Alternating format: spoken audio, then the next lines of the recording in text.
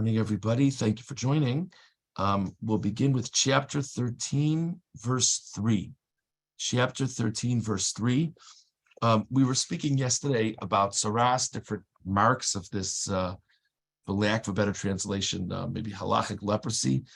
And we were speaking yesterday about how it's clearly a malady for spiritual reasons. I just want to share an interesting Ramban. And I just want to give you context, or not the context of the Ramban, but just something to serve as a backdrop for your consideration. I was discussing this topic of tzaras with somebody last night, and someone asked me, whatever the message is, what's the significance of all these different shades of tzaras? There's like 4 different types of markings that could halachically be tzaras. How about a person has tzaras or doesn't have tzaras? Like, what do you need all the different variations for? So in that context, it's very interesting. Ramban over here, it's near the end of the Ramban on Pasuk Gimel. It's a very lengthy Ramban. It's about 80% of the way through. In mine, it's a new paragraph. V'haTorah ratzasa. V'haTorah ratzasa b'taras Yisrael b'nekiyus gufam. The Torah wants the purity of Israel. Seems to be a spiritual statement. And the nekiyus gufam, the cleanliness of their bodies, like health, which seems to be more of a physical statement. So the Ramban says that the Torah wants to distance us from the malady of tzaras from its outset. Ki amaros ha'elu einan adayin tzaras gemura aval tavona lidekach. The Ramban says that the lighter shades of tzaras are signs of the beginning of this thing that are getting to a worse phase. V'yomru hasofrim b'sifreim habaharos nira me'atzaras. Basically, he says, if you look at the medical books, they talk about how one shade, again, and this is not talking about a halachic leprosy. This is just talking about as a skin issue, that one shade of tzaras, one shade of what we would call tzaras, leads to a worse affliction. So therefore, when the pasuk starts off talking about tzaras, it says an affliction of tzaras, klomer makesh al tzaras, einena tzaras gemura, biyosimone atuma gemurin la'achare hesker sheyomer tzaras hi yitachin shi tzaras gemura. I should correct myself what I said. I got a little bit flummoxed. I'm sorry. We're not talking about different shades. We're talking about there were different signs within the tzaras. It could be the size of the mark. It could be hairs within the mark. How many hairs within the mark? So he says, nega tzaras is when it's the beginning of tzaras. And there's a cautionary note. The Torah says, maybe you have to be in seclusion for a week or something like that. Later on, the Torah talks about tzarasi, which is if after the waiting period, there's been an additional sign of tzaras, then it is stated to be tzaras. Yitachin shi tzaras gemura. Then it's possible that it's full-fledged tzaras. So, excuse me, I shouldn't be talking about the different shades. That's a different discussion. I apologize. But the development of the signs of the tzaras, the Ramban says, you have with maladies, the things start off a certain way, and then they get worse. So once there's a sign of it, even if it's not full-fledged tzaras yet, we want the person to isolate. What I found very interesting about this Ramban is he seems to sort of be going on a parallel track a little bit. This Ramban really seems to be talking about the physical concern of tzaras. We're going to see later on in the parsha, the Ramban is very clear that we're talking about a spiritual issue. And of course, these things are not mutually exclusive, but it's just an interesting comment to keep in mind. Okay, now we're going to go much further down the pike here, going on to verse 47. Going on to verse 47. So all of the tzaras we've been talking about so far, we haven't been doing much discussion, but the Torah's had about 40 verses, but it has to do tzaras on the body. Now in verse 47, it says, V'habeged ki yavo neged tzaras, a garment that has tzaras on it, v'veged semer o v'veged pishtim, whether it be a wool garment, whether it be a linen garment, and then it goes on to different possibilities. So now look at the Ramban on Pasuk Mem Zayin. V'habeged ki yavo neged tzaras. Says the Ramban, ze einenu b'teva klal. This has nothing to do with nature. V'lo hove ba'olam. It doesn't happen. In other words, again, though Nancy's comment yesterday about mold was certainly interesting to think about, but the Ramban says, look, the tzaras on the body, we could see it as a dermatological issue, and we could say that God is bringing a dermatological issue. But this, I can't explain why there would be a mark out of nowhere on a garment. I have a number of children in my house, thank God, so I can have all kinds of explanations as to why marks show up on all kinds of garments, but we're assuming without external aid. V'chein nigei abatim. The Ramban says also to think about marks on houses. Why would you have a mark on a house? When the Jewish people are complete in their service of God, Yeruach Hashem aleim tamid. The Spirit of God is always upon them. Lahamid gufam ubigdeyem ubateyem b'marei atov. That their body and their clothing and their homes should all look good, look whole, etc. The kasher yikre be'echad mehem chet va'avon. When a person conducts themselves with sin, yishave kior b'basaro, then God brings some tainting to the flesh, obevigdo or the garment, obevesto or the home. Laharos ki Hashem sarme alav. It's to show that God's divine presence is removing from this person because of this person's sins. Ulakach Amar Hakosov, therefore the pasuk says, V'nosati negatzoras beveis eretz achuzaschem. Such a strong language. God says, I place a mark of tzaras on the home.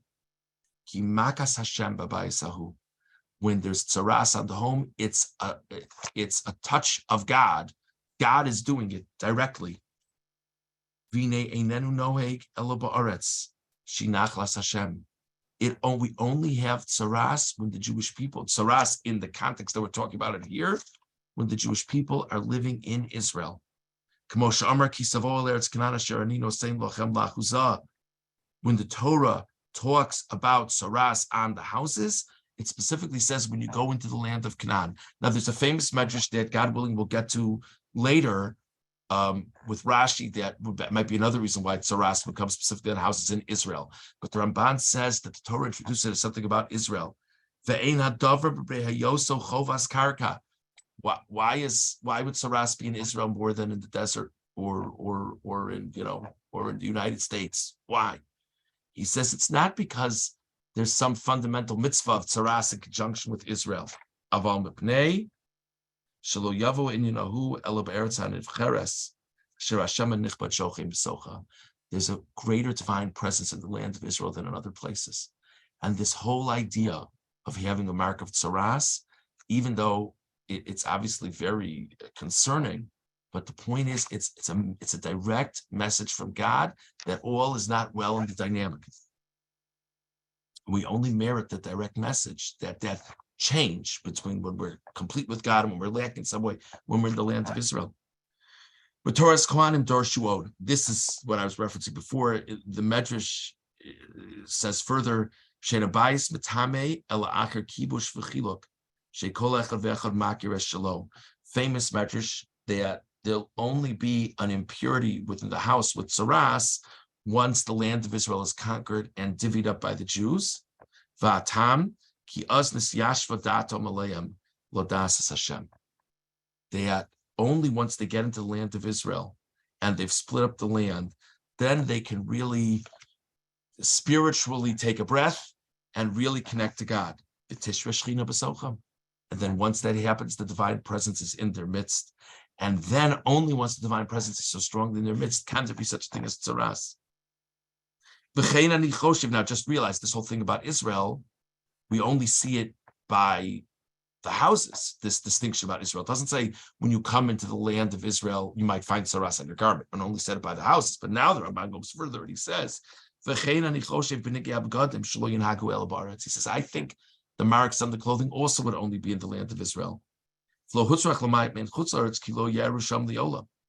doesn't need to say, by the way, it's not tzaras if it happens in Silver Spring. if it only would happen in Israel, why wouldn't the Torah say it's only in Israel? The Ramban says, because guess what? If it never happens in Silver Spring, the Torah doesn't have to tell me that if it happens in Silver Spring, it's not Saras. If it doesn't happen, you don't need to tell us it's not going to happen. It's not happening. A fascinating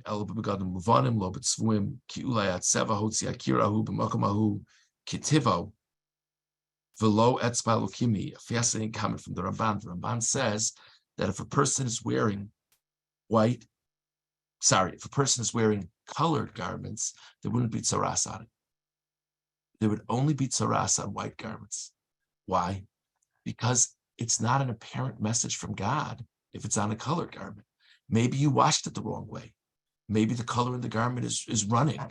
Maybe there's some strange confluence between colors.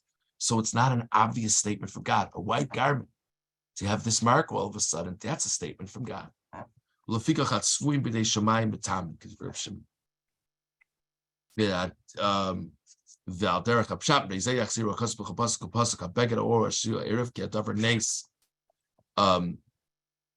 The Ramban just points out in general that when the Torah talks about saras by garments, it emphasizes all the different types of garments. He says it's because this whole thing is such a miracle, like it requires emphasis from the Torah. So an interesting thing, it's a very famous Ramban. It's really answering an obvious question, not directly, but indirectly. We probably say Lashon Hara occasionally today. So yesterday we were talking so much about, Lashon Hara, Averos, bad character. That's why Tzaras comes. Never met anybody with Tzaras. So are we so much better than they were? So the Ramban basically is saying we're not fortunate enough to get Tzaras because there's not such a discrepancy. When the Jewish people are in a great place spiritually and in the right place, the land of Israel, then there's this discrepancy when things are not right with their relationship with God. And so much so that God brings this mark. Interesting to think about. Okay, Kli Yakar on Pasuk Mem Zayin. Va'beged ki yabo neged tzaras. Nige begadim va'abatim bli safek she'enan boim b'tzad teva. So first of all, he echoes this point of the Ramban. There's no way that garments and walls naturally get tzaras. Kein bem dam v'leichos hamasav v'mo'ipush o kol choli v'chol maka. There's not blood rushing to the surface of your sweater, and your wall, etc. It has to be that it's a miracle. That miraculous, but still a miraculous punishment from God. So he goes about a half step further than Ramban did. He says, and that now teaches me how I should be viewing the marks of tzaras on the body, even though medically the marks on the body could be explained to some extent. But the Kli Yakar says if we see it by things that we can't explain it at all, it must be the whole discussion of tzaras must be something that's really a direct hand of God. So the